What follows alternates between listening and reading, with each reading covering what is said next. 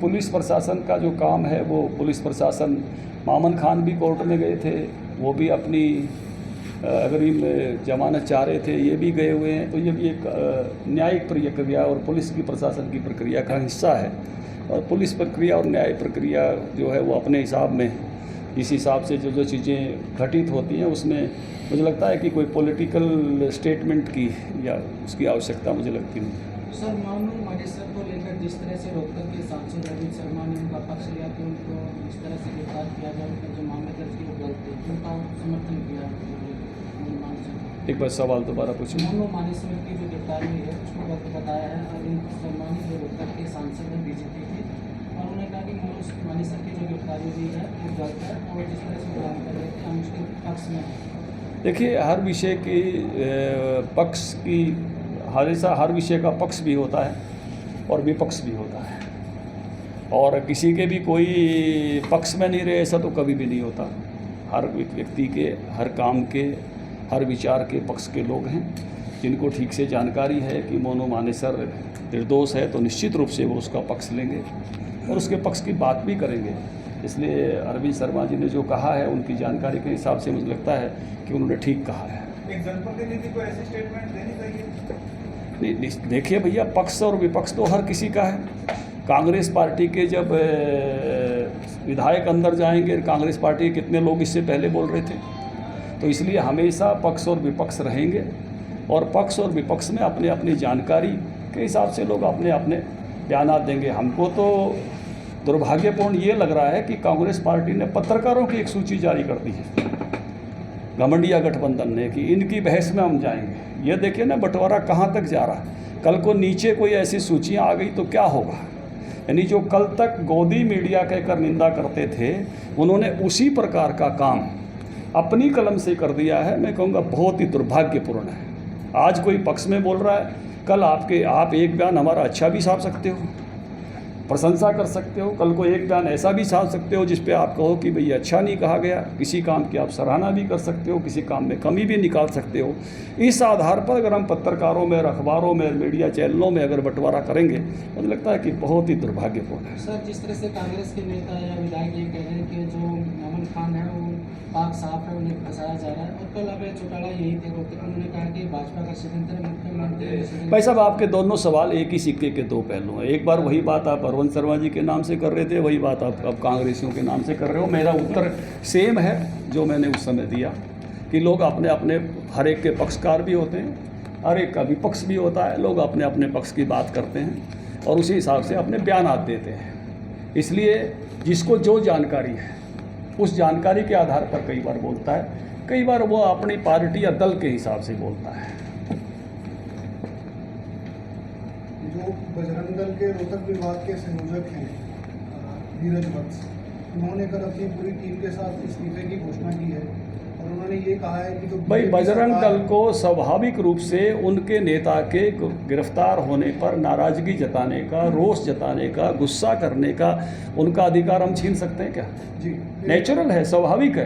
बजरंग दल के किसी कार्यकर्ता के साथ उनको अगर ऐसा लग रहा है कि गलत हो रहा है, आपत्तिजनक हो रहा है, तो निश्चित रूप से बजरंग दल के कार्यकर्ताओं में रोष आता ही आता है। मेरे बीजेपी के किसी कार्यकर्ता के साथ कहीं ऐसा होता है तो मुझे भी रोष आएगा ना।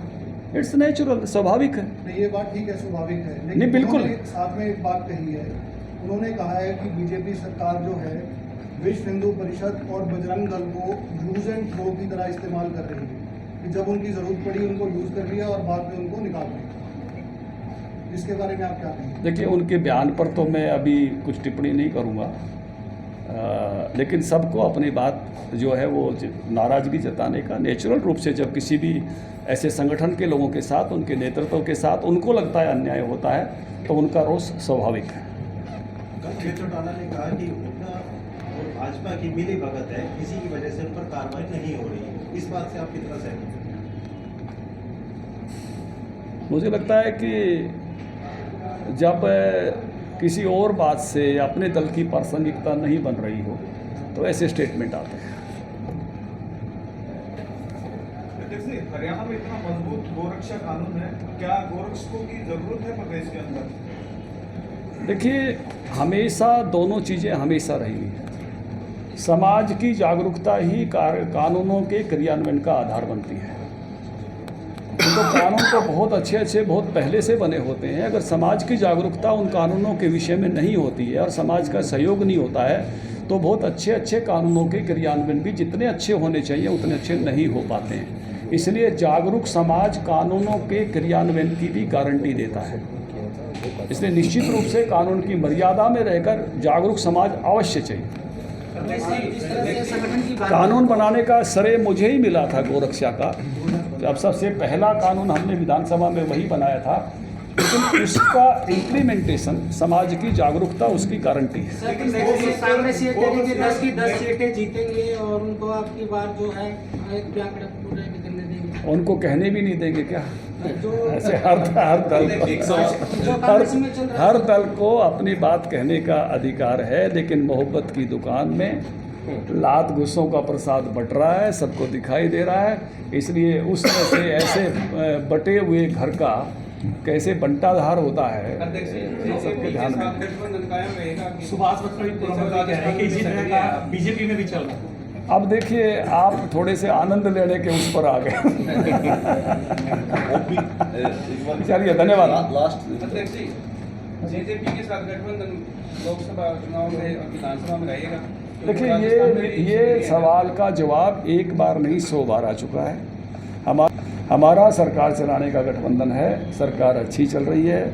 चुनाव में इकट्ठे जाने का गठबंधन का कोई निर्णय होगा तो आपको जानकारी देंगे। Thank you so much. प्रधानमंत्री ने सनातन धर्म को खतरे में बताया है, इसको लेकर क्या? देखिए, बहुत सारे लोग इस तरह की बयान, कांग्रेस अध्यक्ष का भी एक बयान ऐसा आया था, एक ऐसा ही बयान अभी उदय स्टालिन का आया है, और जो बहुत ही दुर्भाग्यपूर्ण है। राजनीति को संस्कृति के स्तर तक लेके आना, आस्थाओं के स्तर तक लेके आना, इससे दुर्भाग्यपूर्ण कोई बात हो नहीं सकती। और इस सारी बातचीत से ये जो घमंडिया गठबंधन है या इंडी अलायंस है, इसकी मानसिकता उजागर हो रही है। इनमें वही लोग हैं जिन्होंने देश के विभाजन को 2 नेशन थ्योरी के आधार पर स्वीकार किया था।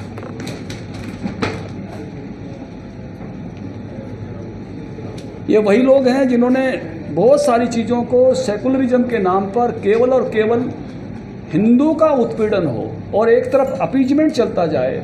आर्टिकल 370 जैसे आर्टिकल रहे, हिंदुओं के आस्था के केंद्र वो सम्मानित नहीं रहे। खुद नेहरू जी ने राष्ट्रपति को लिखा था कि आप सोमनाथ के मंदिर का उद्घाटन करने मत जाइए। रामचंद्र जी को, रामलला को टेंट में बैठाए रखने का काम, बाबरी मस्जिद में बैठाए रखने का काम कांग्रेस पार्टी ने किया था। इन्होंने हमेशा इस प्रकार का दोहरा स्तर रखा है और इसी विचार इनके हृदय में है और ऐसे ही विचार इनके प्रकट होते हैं। ये तुष्टीकरण क्यों है अध्यक्ष जी? तुष्टीकरण क्यों है? ये तुष्टीकरण 1947 से क्यों कर रही कांग्रेस? इसके पीछे शायद कांग्रेस के कुछ नेताओं को ऐसा लगता था कि शायद ऐसी भाषा और ऐसी बोली बोलकर हम एक वर्ग के तो नेता हैं ही जिससे आते हैं, दूसरे के भी नेता हो जाएंगे। वो तो हुआ नहीं, देश तो बट गया और वो वैसे ही रह गए।